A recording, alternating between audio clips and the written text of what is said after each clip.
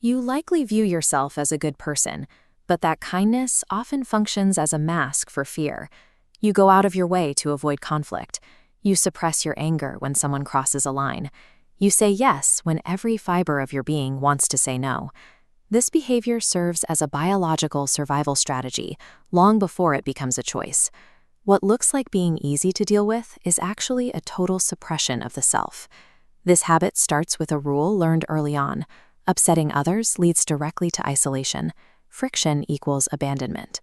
You adapted to this fear by morphing into an agreeable, polite version of yourself, not because you wanted to, but because you were afraid not to. Prioritizing the comfort of others out of fear qualifies as submission. If fear dictates every reaction, you have moved past being a good person and into being a controlled one. The world registers this submission instantly. People read it psychologically, even if they never mention it. Humans rarely respect blind kindness. We respect enforced boundaries. When you never push back and never allow for tension, you become entirely predictable.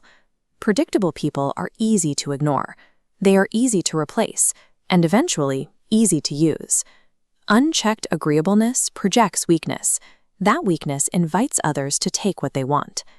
Niccolò Machiavelli observed that anyone who relies exclusively on goodness guarantees they will be outplayed by a world that is not entirely good. To survive the real world, he argued, you must embody two specific archetypes. The fox provides the analytical capacity to recognize traps, read manipulation, and notice the hidden human motives others miss. The lion provides the ability to command respect, enforce boundaries, and engage in conflict without asking for permission. Machiavelli's synthesis is literal. Use the fox to recognize the traps, and the lion to frighten off predators. Only the fox makes you passive. Only the lion makes you reckless. Lacking both makes you invisible. Real kindness requires the presence of power that you choose to control.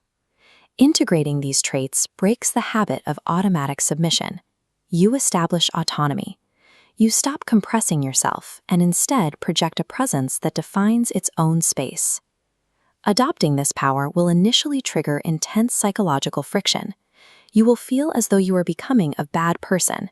Start small. Begin saying no definitively. Stop offering long explanations or apologies for your boundaries. Let the people around you sit in the discomfort of that no. When you feel guilty, remember that you aren't losing your goodness. You are finally becoming real. The moment you shed the need for approval is the moment you gain actual respect. Forget the pursuit of being liked. Focus on becoming someone who cannot be overlooked.